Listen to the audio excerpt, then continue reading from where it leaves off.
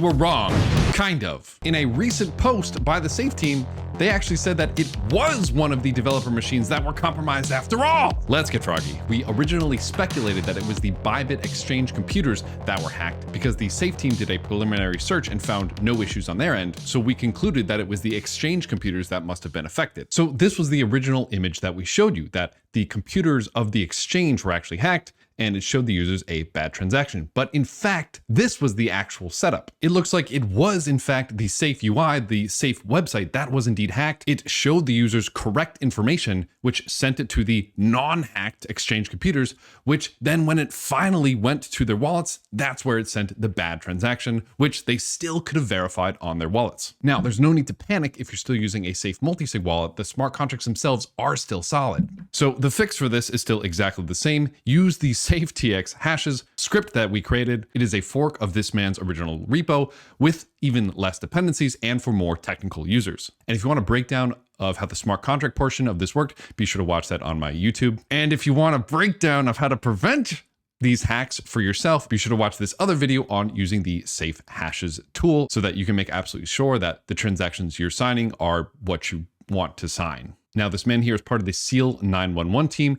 Everyone should go follow this guy. He single-handedly handles most of the SEAL 911 tickets and works really hard to make Web3 a safer place. But he shares a little bit more about how this front-end hack actually worked, which is kind of a classic Web 2 attack. A dev machine of the Safe wallet team was compromised, and the hackers basically pushed some bad JavaScript into this dev container, specifically targeting the Bybit exchange so that they could stay undetected. So once again, with this new information, we can start to speculate a little bit more.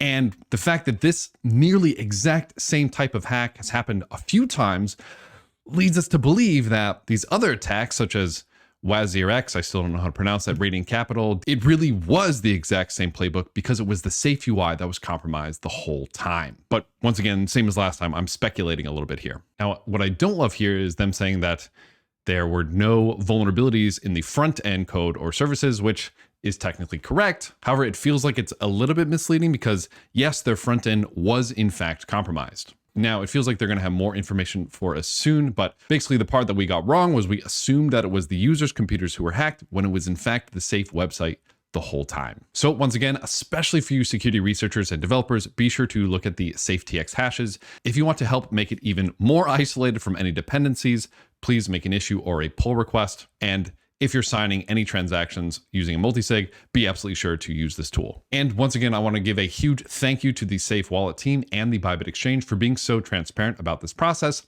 This is how we can help prevent attacks in the future, is by communicating these issues, saying, here's what happened. Let's figure out a new process or a new tool so that this doesn't happen again. Thanks all. Hope you learned something.